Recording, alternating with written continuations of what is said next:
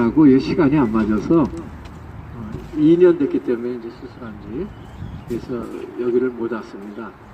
그래서 이번에 조금 오래간만에 온 그런 격이 됐는데 그동안 여러분들 소식을 계속 듣고 있었고 말씀도 제가 다 듣고 있고 사진도 다 보고 있어서 여러분들의 그 상황을 많이 알아듣고 늘 기도하고 있습니다. 저를 위해서 기도해 주셔서 감사하고요. 오늘 가서 검사를 한 결과를 보니까 더 나빠지진 않고 작년하고 더 좋아지기는 어렵답니다. 그래서 작년하고 같은 결과가 나와서 그래도 다행이라고 그 의사 선생님이 얘기하고 그거 외에는 뭐 다른 거는 지금 너무 건강한 그러니까 정상적인 사람보다도 더 좋은 그런 건강한 그런 상태입니다. 여러분들 기도해 주셔서 감사를 드립니다. 예, 오늘은 사순절 첫 번째 주일입니다. 제가 이 말씀을 하면서 가면 제가 옛날에 이 말씀을 하고 설교를 한 기억이 나요. 왜? 제가 이 설교를 시작한 지가 이제 15년 됐는데 3년에 한 번씩 첫 해는 마태복음의 해입니다. 그 다음에 두 번째는 마가복음의 해, 세 번째는 누가복음의 해예요. 근데 올해가 무슨 해냐면 누가복음의 해예요. 그래서 제가 올해는 이 기간 동안에 누가복음을 가지고 계속 설교를 합니다. 근데 원래 세계가 4년 돌면 한 바퀴를 완전히 돌아요. 12년 만에 한 바퀴를 성경을 다 도는 겁니다. 그리고 다시 마태, 마가, 오늘 누가 하니까 몇 년이에요? 15년이죠. 딱 맞아요. 올해가 누가복음의 해고 제가 15년 말씀을 전하고 또 이 말씀을 갖고 12년 전에 한번 말씀을 드렸던 그 기억이 납니다. 3월 6일이 제날, 제수요일. 그래서 그날부터 시작을 해서 40일간을 이제 우리가 사순절이라고 하니까 40일을 사순이죠. 그러니까 사순절로 지킵니다. 그래서 오늘이 사순절 첫 번째 주일이고 이제 4월 22일이 이제 우리가 부활절로 지키는 그런 날이죠. 우리는 월요일이니까. 그래서 그 기간 동안이 사순절 기간인데 여러분들이 사순절 기간에는 어떻게 하는 거 여러분 다 아시죠? 네, 우리가 좀 더 경건하게 살죠. 또 금식을 하고 싶으면 금식도 해주셔도 좋고 아마 각 교회마다 새벽 예배들을 다 아마 할 겁니다. 이런 이 기간 동안에는 그래도 온 성도들이 하나님을 우리를 위해서 오신 그 예수님 십자가에 돌아가신 그 예수님을 기억하면서 우리가 경건하게 생활하는 그런 기간이기 때문에 여러분들이 그 지난 수요일부터 시작을 해서 그래서 여러분들 카니발이 무슨 말인지 아세요? 카니발이 전 세계적으로 했죠. 수요일날 전에 월화가 카니발이 대수요일부터는 사순절 기간에 고기를 못 먹어요. 그러니까 월요일날 화요일날 고기만 많이 먹는 그런 기간이에요. 원래 카니발은 고기가 없다는 그런 뜻에 카니하고 발하고 해서 그런 뜻인데 전 세계적으로 카니발을 엽니다. 지금 여는 거는 그거는 가짜예요. 어떻게 보면 브라질에서 여는 그게 진짜 카니발인데 이 제수요일 전 이틀 동안 월화를 카니발로 지냅니다. 우리가 성경을 알면은 그런 걸 좀 알고 있어야 돼요. 그래서 오늘부터 시작을 해서 이제 우리가 6주간 66이 36에다가 지난 수요일부터 수목금토 4일 더하면 40일이죠. 그래서 사순절입니다. 그 기간의 마지막 주는 무슨 날이에요?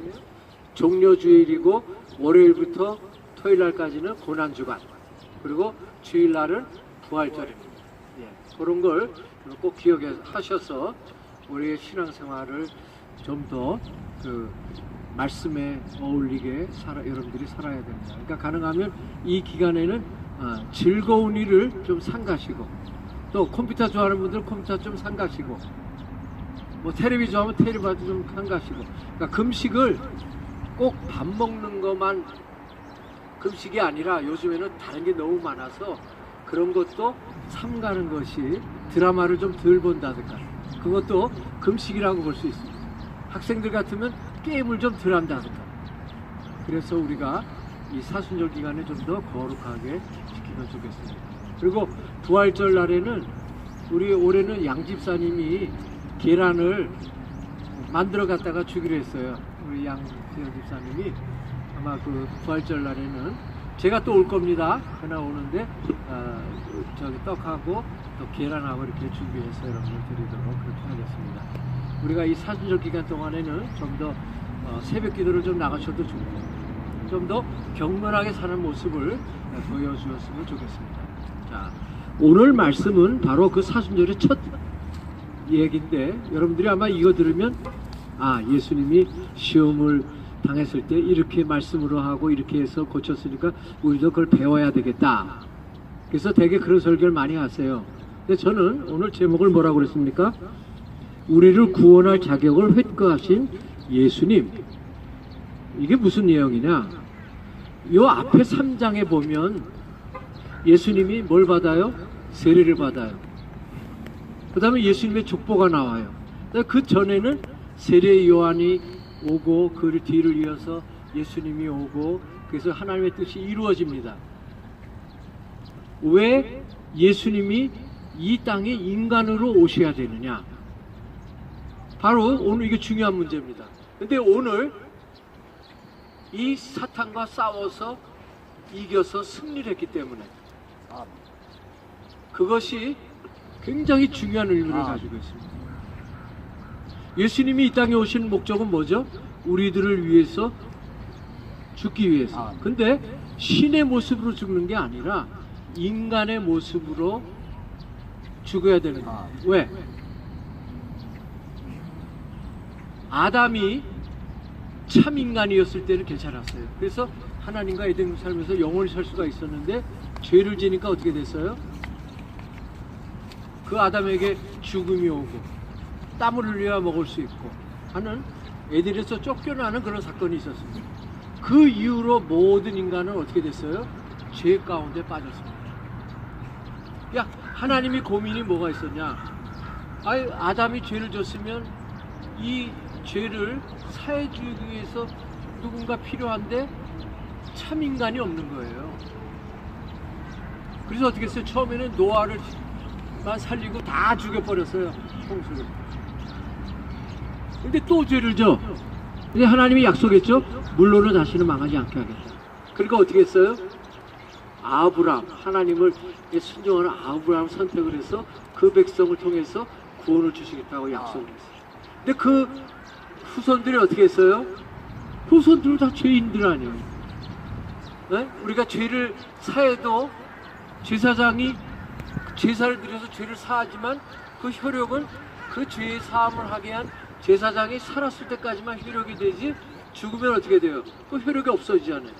그럼 또 매년 제사장을 세워요. 그러니까 또 제사를 지내야 돼요. 우리 죄가 어떻게 돼요? 그 제사를 지낸 그분이 영원히 살아있지 않는 한은 우리의 죄는 어떻게 보면 안 없어지는 거예요. 그래서 하나님은 참 인간이었던 그 아담이 죄를 짐으로 말미암아 모든 사람이 죄 가운데 빠지니까 구원할 방법이 없는 거예요. 그러면 누가 필요하냐?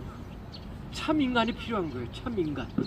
참 사람이 있어야 되는데 이사야에 보면 사람이 없어서 한탄하는 하나님의 그 모습을 우리가 읽을 수가 있습니다. 왜? 하나님이 우리 인간을 구원하기 위해서 계획을 세우고 있는데 그 중에 한 사람이라도 참 인간이 있으면 그 사람을 세워서 그를 통해서 우리의 죄를 다 사해 주려고 하는데 가면 갈수록 더 죄를 많이 지고 인간의 모습으로 도저히 우리를 대신해서 죽을 사람이 없는 거죠. 그러니까 하나님께서 어떻게 했어요? 자기 아들 예수를 이 땅에 인간으로 보낸 겁니다. 아멘. 그런데 그 인간이 또 왔는데 아담처럼 죄를 지면 어떻게 돼요? 인간으로 와서 그가 동정노의 몸에 탄생이 됐고 또 세례도 받고 왕의 족속으로 와서 그 약속했던 언약의 자손에 태어나게 했고 또 오늘은 어떻게 됐어요? 사탄이 시험을 했는데 아담은 이겼어요, 졌어요? 창세기 3장에 보면 하와가 죄를 범하면서 같이 죄를 범하는 바람에 모든 사람이 죽음에 됐고 멸망하게 됩니다. 그런데 오늘 이 사건은 우리 예수님은 그가 최악의 인간으로서 40일 금식하면 어떻게 돼요? 먹을 게 제일 중요하잖아요. 근데 그런 상황에까지 몰아넣은 상태에서 천사가 와서 그에게 시험을 했지만 우리 예수님은 거기서 이기신 모습을 우리들에게 보여주셨습니다. 정말 이 사건이야말로 우리에게는 얼마나 큰 기쁨이요 얼마나 큰 사건인 것을 우리가 오늘 인식을 해야 됩니다. 그의 시험에서 아담과 같이 실패했다면 오늘 우리의 구원은 없는 겁니다. 그가 인간의 모습으로서 인자의 모습으로 와가지고 세례도 받고 이 시험에서 이겼다고 하는 것, 그것은 하나님이 계획했던 그 하나님의 모든 인간의 죄를 사하기 위해서 그를 통해서 핏값을 요구한 거죠. 하나님은 공의 하나님이기 때문에 사람들이 죄를 지면 어떻게 해요? 그 죄값을 받아야 됩니다. 공의로운 하나님은 무서운 하나님입니다. 우리가 죄를 지면 그 죄값을 받으십니다. 그러나 또 어떤 하나님이에요? 사랑의 하나님이죠. 제가 여러 번 얘기했어요. 아멘. 사랑의 하나님이기 때문에 우리한테 죄값을 받지 아니하시고 자기 아들을 이 땅에 보내서 그를 사람으로 인카네이션 시켜서 세례도 받게 하고 그래서 참 인간의 모습을 유지한 상태에서 그가 어떻게 돼요? 십자가에서 죽으심으로 우리의 핏값을 대신했다. 근데 그 예수님이 죽으시고 다시 안 살아나면 어떻게 될까요? 인간들 대제사장이 예배드리는 제사 드려서 죄를 사했지만 그들은 다 죽잖아요, 매년. 그래서 매년 대사장을 뽑아요. 근데 우리 예수님은 어때요? 다시 부활하셔서 지금도 하늘에 하나님 우편에 앉아 계시면서 우리를 위해서 간구하시고 계십니다. 아멘. 그렇기 때문에 우리의 죄사함이 영원하게 된 것입니다. 아멘. 정말 오늘 이 사건이야말로 우리가 정말 시험을 이기는 방법을 예수님한테 배우는 것도 좋지만 오늘의 이 사건은 우리에게 어마어마한 사건입니다. 우리 인류 역사의 가장 귀한 사건이라고도 저는 볼 수가 있는 겁니다. 오늘 이 사건이야말로 우리가 하나님 앞에 감사드릴 수 있는 요건이 되는 것입니다. 아멘. 우리가 그렇게 허망하게 살아서는 안 되는 이유가 오늘 이 사건에 우리에게 있는 것입니다. 예수님이 그 40일 굶으셔서 인간의 모습으로 40일 굶으셔서 그 어려울 때에 사탄이 가장 약점을 잡죠. 사탄은 늘 약점을 잡습니다. 제가 또 그런 적이 있어요. 우리 하나님도 시험하세요. 성경에 보면 하나님이 우리한테 시험돼요. 사탄도 우리에게 시험을 해요. 우리는 하나님이나 사탄 쪽에서 다 시험을 받습니다. 우리가 그러면 어떻게 이길 수가 있겠어요? 그게 우리에게 가장 어려운 문제입니다. 예?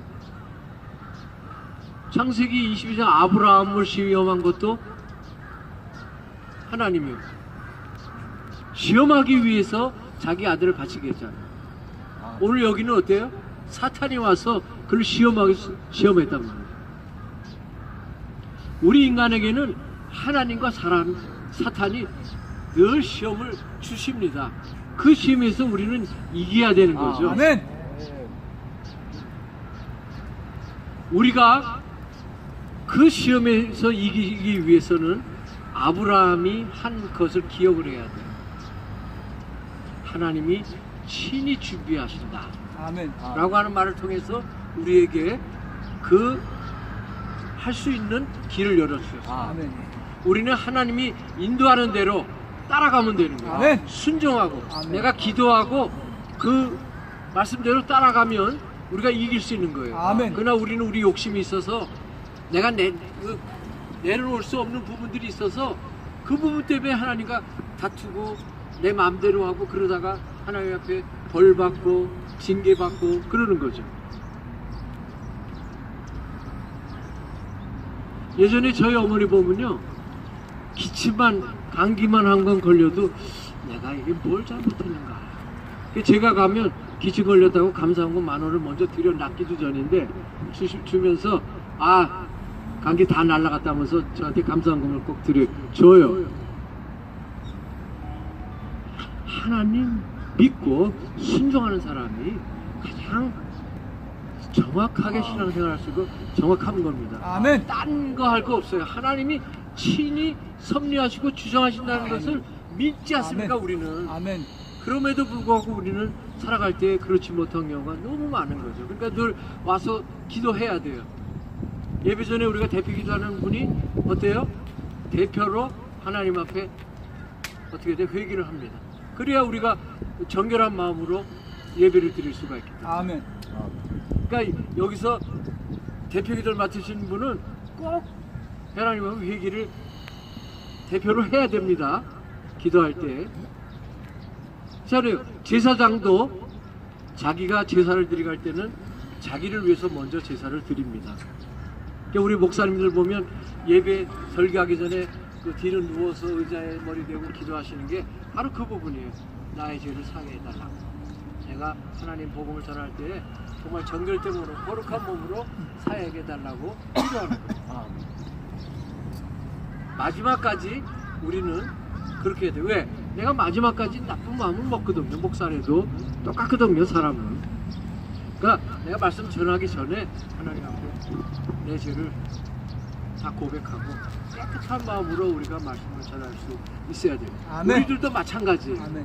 우리의 생활에서도 늘 우리는 새로운 삶을 시작하면서 하나님께 회개하고 기도하고 그리고 그 말씀대로 살려고 애를 쓰고.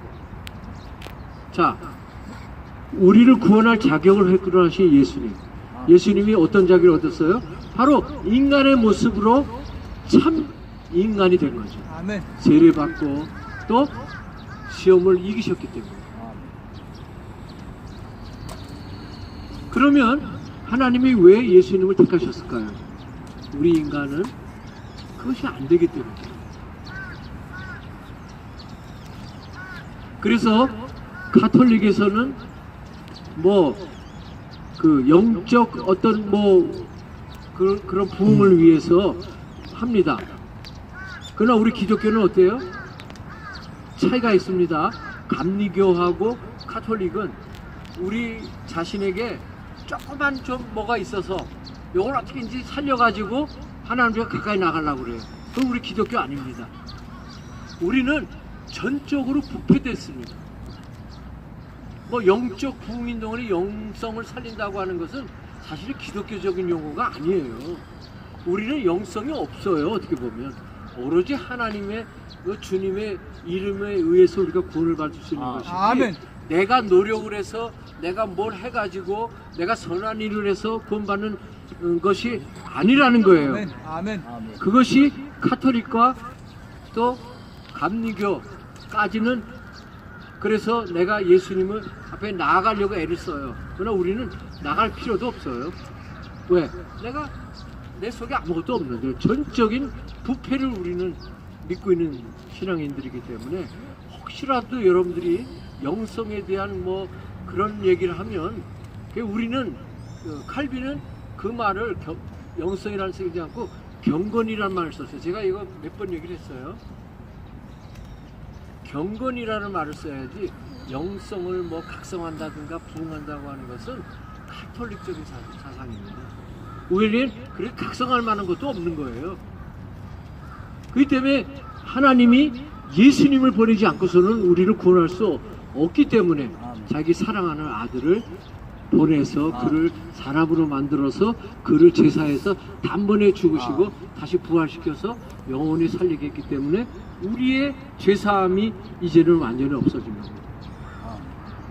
우리 예수님 오실 때까지 우리 인간들이 지을 죄까지 모두 사해 주신 거예요. 내가 앞으로 지을 죄까지 다 사해 주신 거예요. 그래서 나는 회개만 하면 되는 거예요. 그거 믿고. 이미 2000년 전에 우리 예수님이 피를 입혀 들어오실 때 앞으로 지을 모든 죄까지 다 사해서 끝난 겁니다. 이제 우리는 하나님 앞에 매어다니면서 회개하면서 기도하고 늘 경건한 모습으로 하나님 앞에 살아가는 우리의 모습이 되어야 합니다. 아멘.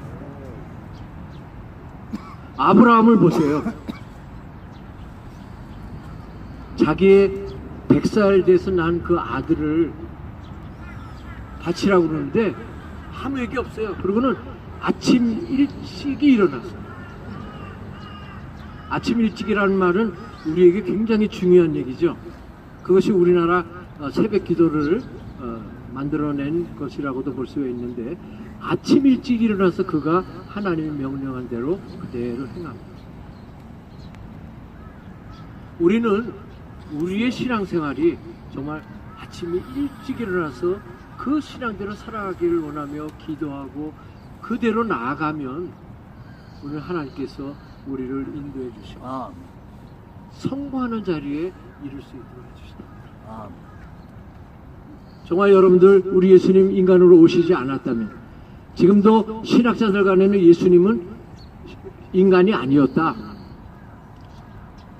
더구나 이신을 믿는 옛날에 그 신학자들은 어떻게 인간인 인간이고 사람은 사람이지, 신은 신이고 사람은 사람이지 신이 인간으로 올 수가 있느냐. 그래서 플라톤 시대 이럴 때 다 부인을 했어요, 이거. 혹은 가연설이라고 그러죠. 예수님이 뭐 잠깐 기절했다가 그 부활한 것도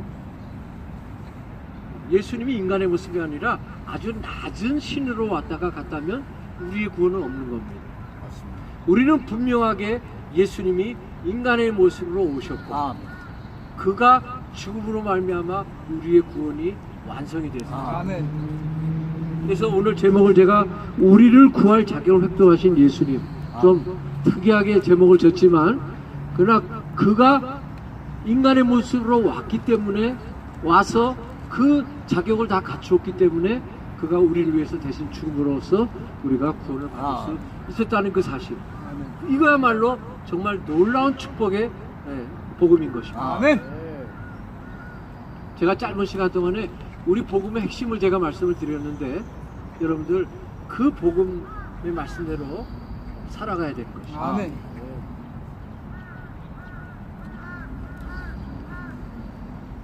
우리 예수님께서 이제 지금부터 시작을 해서, 어떻게 보면 예수님이요, 이 공감해 보면 나 죽여달라고 그러고 시비를 많이 걸어요.